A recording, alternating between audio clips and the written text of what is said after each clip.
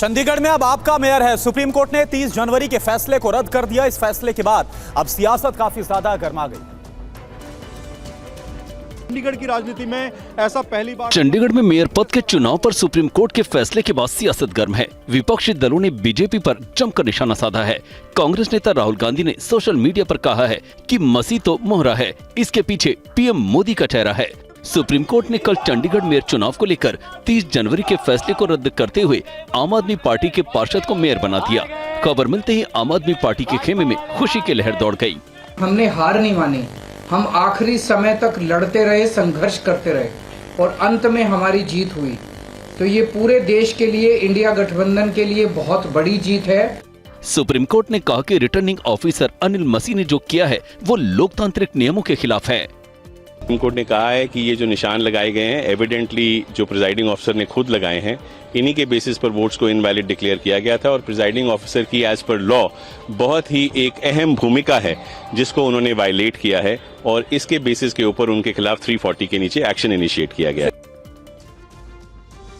और बड़ी खबर यह कि उत्तर प्रदेश में कांग्रेस और समाजवादी पार्टी के बीच अभी भी सीट समझौता नहीं हो पाया है, लेकिन इस बीच अखिलेश यादव ने उम्मीदवारों की तीसरी लिस्ट जारी कर दी है।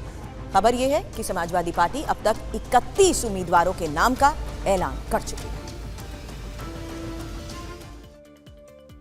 कांग्रेस और समाजवादी पार्टी में सीट बंटवारे को लेकर अब भी खींचतान जारी है। समाजवादी पार्टी ने तीसरी लिस्ट जारी कर दी है, लेकिन कांग्रेस के साथ सीट समझौते का ऐलान नहीं हुआ है। बताया जा रहा है कि दोनों पार्टियों के बीच सीटों की संख्या को लेकर बात हो चुकी है। पेच इस बात पर फंसा है कि कांग्रेस कौन सी सीटों पर चुनाव लड़े। समाजवादी पार्टी ने कांग्रेस का इंतजार किए बिना अब तक यूपी की 80 में से 31 सीटों पर कैंडिडेट्स के नामों का ऐलान कर दिया है। समाजवादी पार्टी की लिस्ट में कई चौंकाने वाले नाम है। बदायूं से शिवपाल सिंह यादव को उम्मीदवार बनाया गया है। लिस्ट में एक चौंकाने वाला नाम सुरेंद्र सिंह पटेल का है। उन्हें वाराणसी से उम्मीदवार बनाया गया है। सुरेंद्र सिंह पटेल अखिलेश सरकार में मंत्री रह चुके हैं। पहले अखिलेश यादव ने यह सीट कांग्रेस को ऑफर की थी। कैराना से इकरा हसन को मैदान में उतारा गया है। इकरा हसन समाजवादी पार्टी के विधायक नाहिद हसन की बहन है।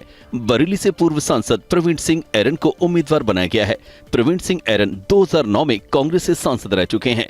समाजवादी पार्टी ने हमीरपुर सीट से अजिंदर सिंह राजपूत को मैदान में उतारा है। पिता चरखारी से विधायक रहे हैं।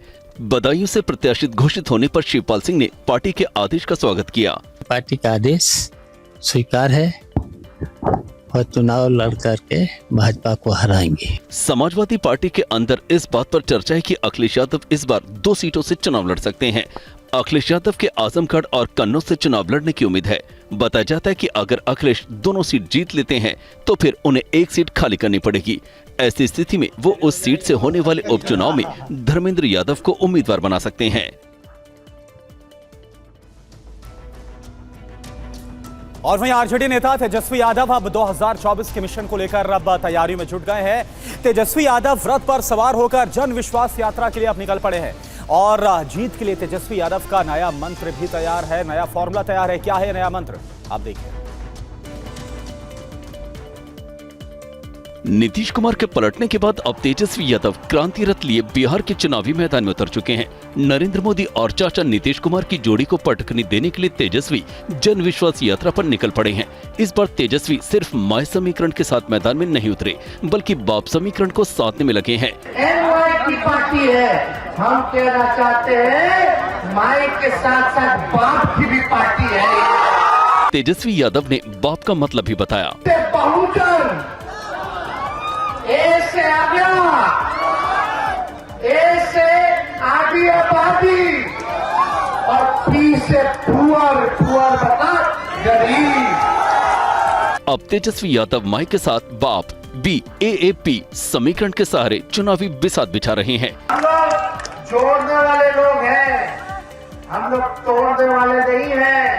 हम लोग प्यार की बात करते हैं, एकता की बात करते हैं, लेकिन भाजपा वाला लोग तोड़ना चाहता है। सीट शेयरिंग को लेकर कांग्रेस और आम आदमी पार्टी के बीच भी बैठक हुई। बैठक में आम आदमी पार्टी से सौरभ भारद्वाज और आतिशी शामिल रहे, वहीं कांग्रेस की तरफ से KC वेणुगोपाल मौजूद रहे।